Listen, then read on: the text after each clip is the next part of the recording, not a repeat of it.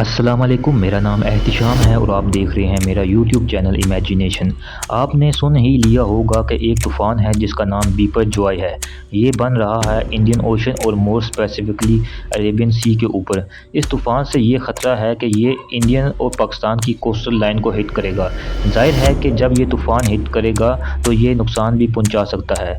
ये तूफ़ान साइक्लोन में भी तब्दील हो सकता है। साइक्लोन का मतलब है कि हवा की ताकत BF फोर्स 9 के आसपास होगी, यानी कि 50 नॉट्स के आसपास।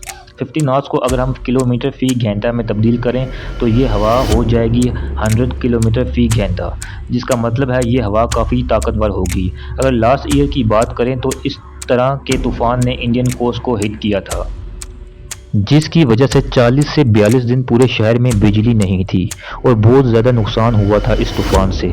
इस बार ये जो तूफ़ान है जिसे बीपर जॉय साइक्लोन कहते हैं, ये गुजरात की कोस्ट को हिट करेगा और ये कराची को भी हिट कर सकता है। सो आज मैं आपको बताना चाह रहा हूँ कि साइक्लोन होते क्या हैं और ये क्यों बनते हैं, और ये जो साइक्लोन है बीपर जॉय, इससे क्या क्या इम्पैक्ट हो सकते हैं। आपको जैसे पता है कि दुनिया गोल है, दुनिया गोल होने के साथ साथ ये घूम भी रही है सूरज के इर्द गिर्द। ज़मीन 365 डेज़ में अपना एक चक्कर मुकम्मल करती है।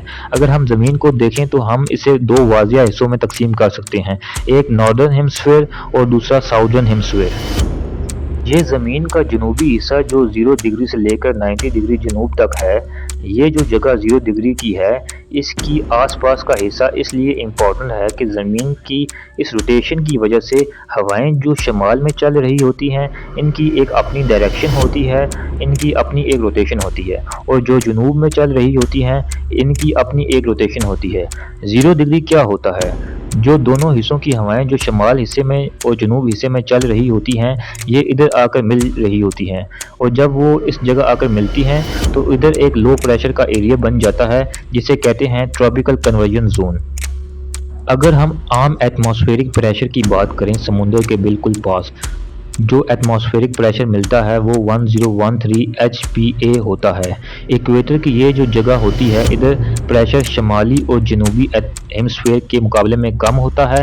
अब जब तूफ़ान के मौसम में, जैसा कि हम इंडियन ओशन के बारे में बात कर रहे हैं, इंडियन ओशन में जो मौसमियाती तूफ़ान होता है वो मई का महीना होता है और नवंबर का महीना होता है। अप्रैल से लेकर जून और अक्टूबर से लेकर नवंबर का वो वक्त होता है जब अक्सर यहाँ साइक्लोन पैदा होते हैं। पहली बात याद रखें कि जो भी तूफ़ान होता है वो ज़मीन पर नहीं बनता, वो समुद्र के अंदर बनता है। अब जिधर लो प्रेशर फॉर्म हो रहा होता है, इन दो हवाओं के मिलने की वजह से जो शमाल और जनूब से आ रही होती हैं, इधर लो प्रेशर क्यों होता है? क्योंकि वहाँ पर हवा ऊपर की तरफ जा रही होती है। वक्त के एक ख़ास नुक्ते पर जो विंड प्रेशर इतना लो हो जाता है कि ये अपने इर्द गिर्द की मज़ीद हवाओं को अपनी तरफ खींचता है। हवा समुद्र में लो प्रेशर की तरफ जा रही होती है हाई प्रेशर के एरिया से। अब लो प्रेशर किसी वजह से तेज़ हो जाए तो क्या होगा? वो जो हवा के आने की रफ्तार है वो तेज़ हो जाएगी और ये सिलसिला चलता रहता है। लेकिन एक ऐसा वक्त आएगा जब ट्रॉपिकल डिप्रेशन बनेगा। समुद्र की हवा में खुसूसियत ये होती है क्योंकि हर तरफ पानी मौजूद होता है, तो ये हवा ना सिर्फ गर्म बल्कि इसमें मॉइस्चर भी होता है, इसलिए हम इसे कहते हैं वार्म एंड मॉइस्ट एयर। अब ये हवा ऊपर को जा रही है, तो अब ये ऊपर जाकर क्या करेगी? जैसे ही हवा ऊपर गई तो इसका प्रेशर तेज़ी से कम होता है। जैसे ही प्रेशर तेज़ी से कम हुआ तो ये ऊपर आसमान पर बादल बनाना शुरू कर देगा।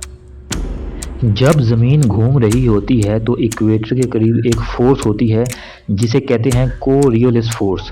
ये फोर्स ये करती है कि जिधर आपका लो प्रेशर बना, ये इसे घुमाना शुरू कर देती है, और जब ये घूमना शुरू होती है तो फिर ये मज़ीद हवाओं को जज़ब करती है और हवा तेज़ी से ऊपर जाते हैं और ऊपर बादल बनना शुरू हो जाते हैं। और अब ये तूफ़ान ने घूमना शुरू किया तो यकीनन एक जगह नहीं रुकेगा। अगर हम शमाली हेमस्फीयर की बात करें तो इसकी डायरेक्शन नॉर्थ वेस्ट होती है, और अब हवा की मूवमेंट से एक और काम होता है। जब हवा इतनी तेज़ी से समुद्र की सरफेस पर ब्लो करती है तो इससे वेव बनना शुरू हो जाते हैं। अब ये तूफ़ान जितनी देर समुद्र में रहेगा तो इतना ही मजबूत होता जाएगा। तूफ़ान का जो खाना होता है वो वार्म और मॉइस्ट एयर होती है जो इसे मिलती रहती है। अब अगर ये साइक्लोन इंडिया और पाकिस्तान की कोस्ट लाइन को हिट करेगा تو ایک چیز اچھی یہ ہوگی کہ اس کا جو کھانا ہے وارم اور موئسٹ ایئر وہ ملنا بند ہو جائے گا، اس لیے جیسے ہی طوفان زمین کو ہٹ کرے گا تو وہ 24 گھنٹے بعد ختم ہو جائے گا۔ اگر زمین گھوم رہی نہ ہوتی تو یہ طوفان ہمیشہ قائم رہتے۔ اگر طوفان ہٹ کرتا ہے انڈیا اور پاکستان کی کوسٹ لائن پر تو ہواؤں کی سپیڈ 100 کلومیٹر فی گھنٹہ تک کی ہوگی۔ اب ٹیکنالوجی کی وجہ سے 99% چانس تو یہ ہے کہ یہ وہی کام کرے گا، لیکن 1% چانس یہ ہے کہ شاید یہ وہ کام نہ کرے جو ہم نے پریڈکٹ کیا ہے۔ ایسے میں دعائیں کی جاتی ہیں کہ یہ کوسٹ کے اس حصے کو ہٹ کرے جدھر آبادی زیادہ نہ ہو۔ اگر آپ کو یہ ویڈیو پسند آئی تو اسے لائک، شیئر، سبسکرائب ضرور کیجیے گا۔ شکریہ۔